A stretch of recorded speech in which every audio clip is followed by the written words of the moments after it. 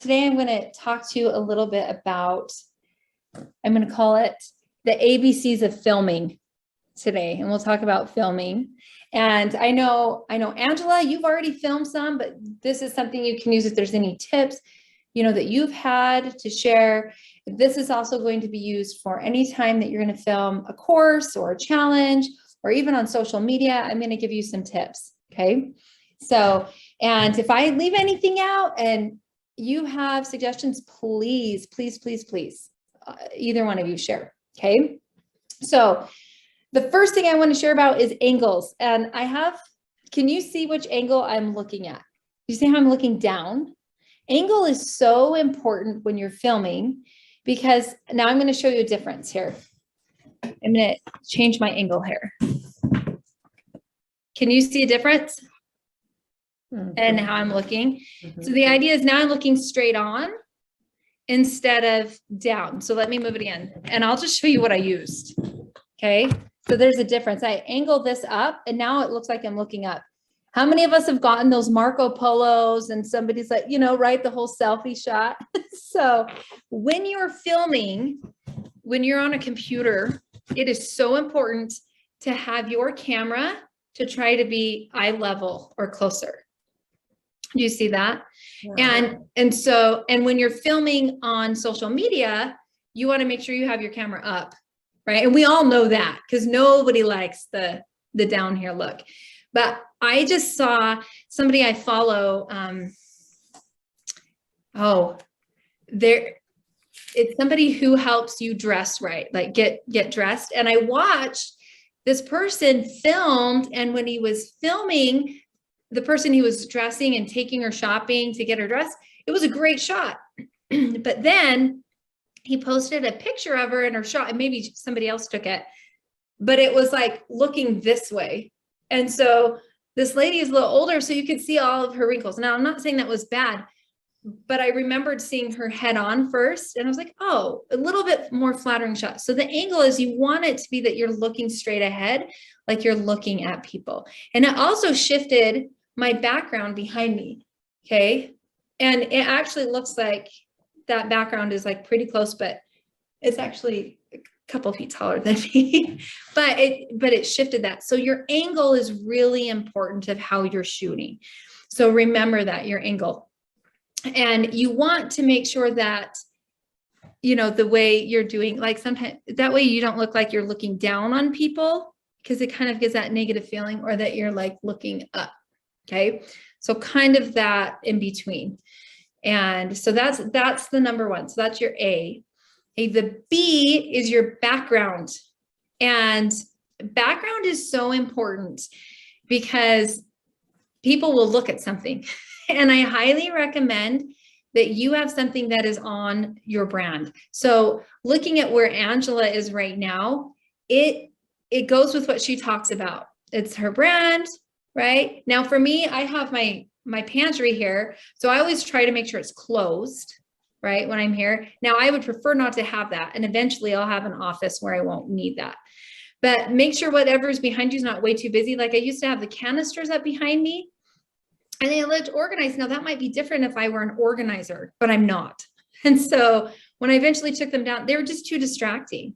You want to make sure you don't have too much stuff piled up there on your backdrop. If you need a backdrop, there are a couple things that you can do. You can go into Zoom, and if you're going to film, you can have it be a blurred out background or a different background. I'm careful with that because if you move too much, like your face goes out, right? Yeah, so weird. Yeah, it does look weird. And it's different though if you're going to be like if you're going to share your screen, depending on whatever your format is, if you're going to share your screen and you're just a little talking head up in the corner, like that little video, then that's not so bad to have a blurred out background because they're not really seeing it. They're just going to see your head. But the idea is to have something that complements what you're doing. Like I can already see back there. I'm like, oh, I have a rack back there. I need to move. You know what I mean? Like, but people after a while, their eyes are going to wander. So make sure you have something that's non-distracting. It's on brand. And it's where, whatever that look and feel that you want to give. And can I ask a quick question? Because I do a Zoom background every time I'm recording my podcasts. Yeah. And it's just of somebody standing on top of a mountain, and it's got my Stories of Hope and Hard Times logo. Is something like that okay when you're filming a course? I would love to see it because it's hard for me to picture it to know. Okay. But if it's like non-distracting, do you know what I mean? If it's like something they can look at, but it's not going to distract from the message you have, if that makes sense. Yeah. So like not, and also something that's not going to be annoying on the eyes, which comes to like the C. So A is angle, B is your background, C are the colors. And this involves lighting. It also involves what you wear. So one reason I was a second late is because I quickly changed because it's also, I was getting my hair cut and I didn't want to wear the same thing, but this is what I was wearing. Can you imagine looking at this on Zoom? Have you ever seen people, they get on and they have that very busy. As Connie calls it, no zebra stripe looks, right? So, because even if that is what so you want something where it has the look and feel you want, and at the same time, it's not going to go haywire on your eyes, because when you're filming a course or something, if you have something too stripy, or shiny, it's going to be distracting, or it's going to be hard to see, and it's actually going to do weird things with your camera. So, because your camera is going to not know where to focus either. So something to think about that. Also with lighting is, you'll see where I am right now, like I am facing a full window. You want to pay attention to your lighting. If you have, I used to have my office downstairs and it had track lighting coming down. So all the shadows, just like in a photograph, I had the raccoon eyes, right here where it's dark. Natural light is best, but if you don't have a place with that, you can get a circle light. You can get something like that. You also want to check which way the lighting is coming. Because if it's one side, your shadows are going to be off. The time of day can make a difference. So just being aware of the lighting in your room. So with colors, that kind of thing. Any questions on any of that so far? I feel like I did okay with that. I faced my window. I had my camera upright. I had my background good. I wore something that was even green. Good job. So I feel like I was pretty good, but I filmed it all in one day. And as I noticed towards the last couple of them, I could tell I looked tired. Yes. More tired in the recording than when I did it earlier. Because I did all 7 of those in one day because I was ready and I just was like, I'm just going to do it. I mean, they were 15 minutes long, but yes, I like get it all. So I realized that that's probably something I need to pay attention to. Is not try and do it all at once, even though I was all dressed, everything was ready, the lighting was good, all that. But my presentation, I'm telling it all, and I'm a little box mostly in the corner. Yes. Some of the time I'm a big one, but mine is the majority of mine is all photos where I'm talking about what we're doing, what the principles are. But I could tell I was definitely more tired. So that's something I needed to be aware of for next time. I love that you brought that up, because sometimes that's the thing. I know for me, I tend to get red-faced like after a while, and I'm like, oh, all the heat is coming up here. And if you are feeling it and seeing it, then somebody else can feel and see it probably too. So I really like that point. And while you were talking, there was something else that I thought of about that. So yeah, taking those breaks, staying hydrated, right? All of that stuff, getting up and walking around, getting that fresh air. And it's okay to pause it and come back. Oh yeah, I did that plenty of time, but it was still like, I really was trying to push through, and yes, it's better. Yeah. So I'm like, I made the goal to get this done. I'm going to get it done. I love that though, because I think that's totally okay. Do you know what I mean? Like to be able to, wow. Well, I mean, it is now. But so then you now, can always go back, and change it. You can always go back and shift it. But like where you said, okay, I'm not up here as much, but as you feel it, and we can also look at it and say, hey, yeah, maybe that's one to record again, but you wouldn't have to do them all over again. Yeah. you know, so I think that's good.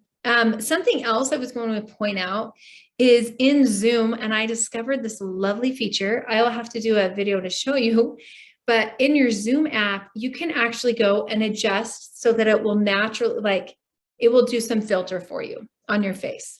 So I went and I tried that and I'm like, oh, that's nice, because sometimes, like, do I have time to go put makeup on? And I'm a big one of makeup is what's going to help with the lighting, right? Because sometimes the lighting, if it's too bright, it will wash your face out. So you need something just so people can see your lips, your eyes, that kind of thing, especially your eyes, because that is where we naturally look first, is our eyes.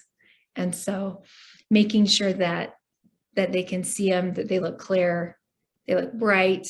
And so, but yeah, so you can on Zoom, there is a little feature where it will do a slight adjustment. And I just kind of played with it to see where it was right for me, where I'm like, I don't want it to look fake, but I want it to look, you know, where it looks just a little bit, just a little softer. So a little softer light. Because on the camera, a lot of times it does tend to like focus right in on those all the lines areas and those lines. So it feels more like. Yes. And it can show like sometimes it's like we could do our makeup and we come sit down and like, okay, you know, and I'm not a huge one, like not everybody feels like they need to have makeup, but really a lot of it it's the presentation, right?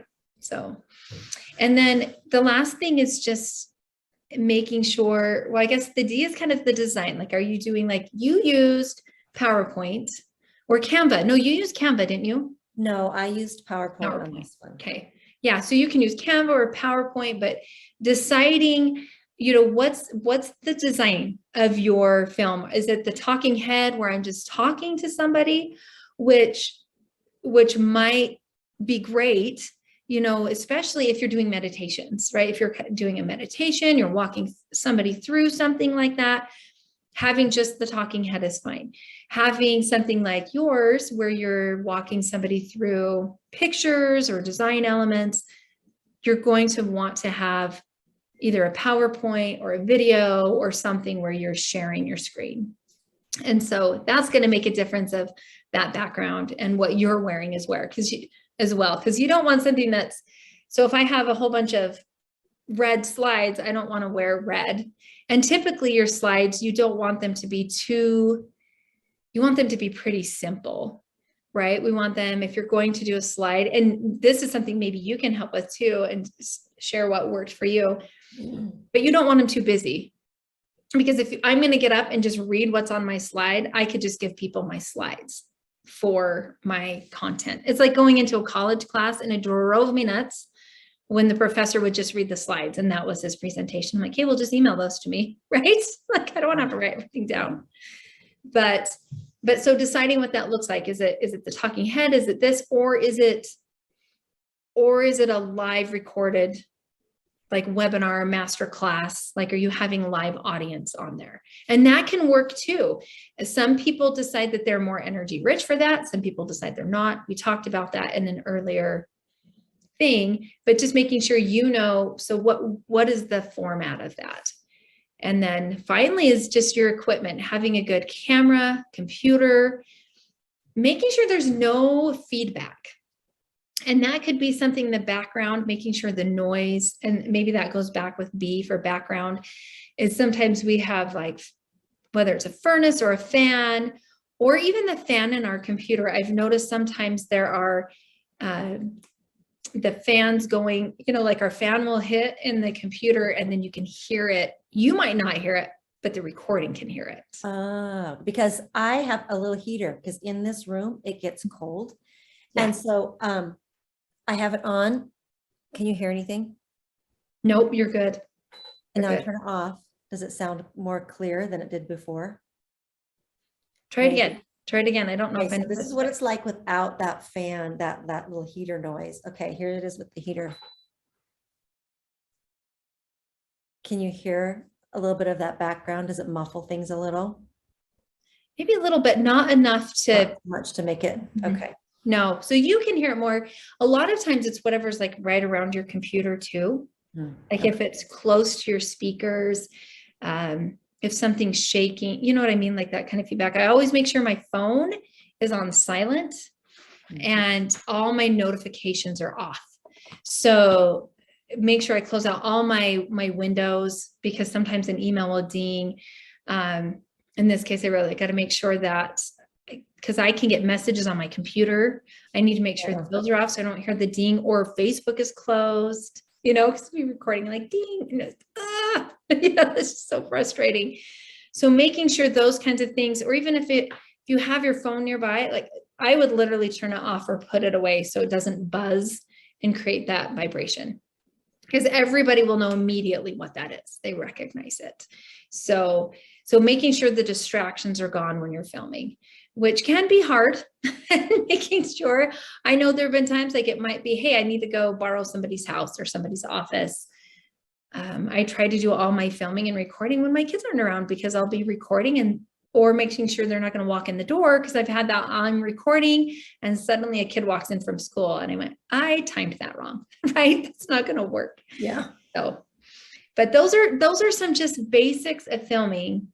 And I am going to actually encourage, and those who are not on today either, I'm going to encourage you to actually do some sort of filming this week, whether you're filming a piece of your course, you're doing an Instagram story or Facebook Live or an Instagram Live, where you can practice getting that done. And that's why I loved, Angela, you did one and you did it outside because you were showing the snow, you were showing different places, and you were well lit. It was really pretty. Do you know what I mean? It was just, it's like, oh, yay, we got to see you, got to do that. So those are the ABCs of, as I would call it, of filming. Is there anything that you would feel like should add, or that you learned while filming yours?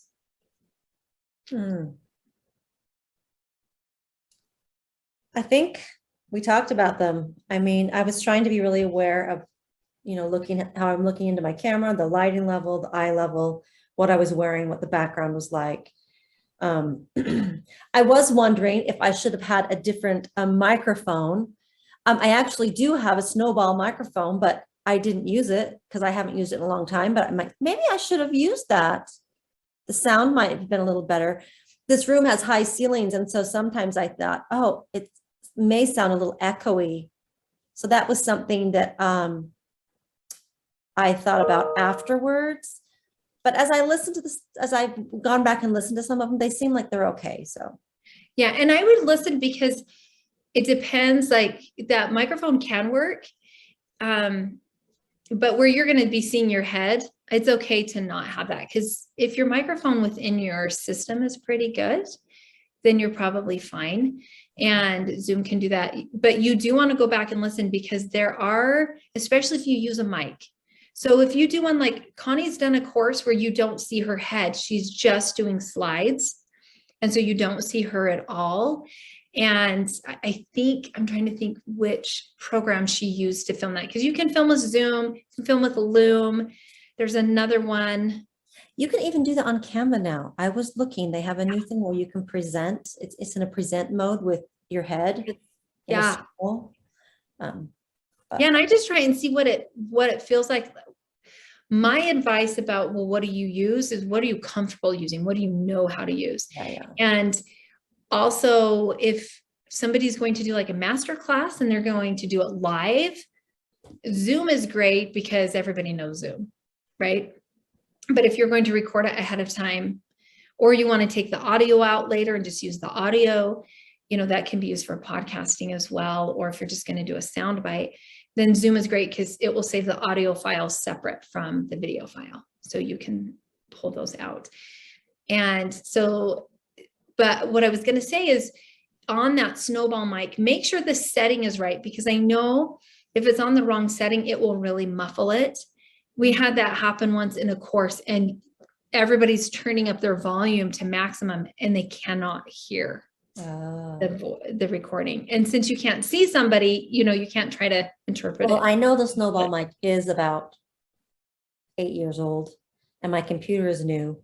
So probably And it might work. It might, but you could just try it and see, especially like when you do, when you try doing your 5-day challenge, you could see what that sounds like. I already recorded that, but Oh, see, then might you're need to good. go back and look at it. I don't know. You're good. I think we will do a peer review soon. And so I'm looking at if there's anything else. Any other equipment, anything I missed? Okay, I think that's basically it. I do recommend like keeping your computer plugged in so it doesn't accidentally go off, or making sure it's fully charged. But depending on how much you're doing, like where you did all your courses in one, I'm sure you had it plugged in. But that kind of thing. So just making sure that that's all there. And I was going to share, so equipment, I shared the blue light or the circle light, in which you can find on Amazon. They're pretty inexpensive, and you can use those if you're going to use your phone. Some people will do, like if they're going to do a master class, they might do it live on Facebook and Instagram. So they might have their phone going and their computer going, that kind of thing, so they can see what's going on. And a circle light a lot of times will have a phone holder, so you can do that. And there are stands you can get for your laptop. And I don't have mine, it's in storage right now, but it's a silver stand and it's angled just like it angles it a little bit. So then that way you can angle it and do it like that. And it's about that high and it's perfect. What I have right now, because mine is in storage, is a box. So, I mean, but it can be something simple like that. I've used my scriptures because, or like, and put it on top of a box, but anything that's going to be stable is going to put that eye level there. So that's, and like the equipment is important.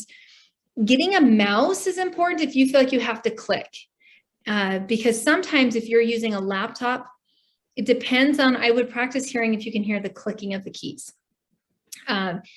Sometimes they're not, it depends on where the microphone is on your system, on your laptop. Because I've done it where I've been on a call with somebody before and they didn't mute themselves and all I can hear is click, click, click, click, click, click, click. You know what I mean? But a lot of times on a course, you can push the button, you can use a mouse. And typically, like I have an Apple, and so their keys are pretty soft. Like as you're clicking, there's not a lot of feedback. So those are just some things to be aware of when filming. So that's basically it for instruction today. So thanks for adding that in.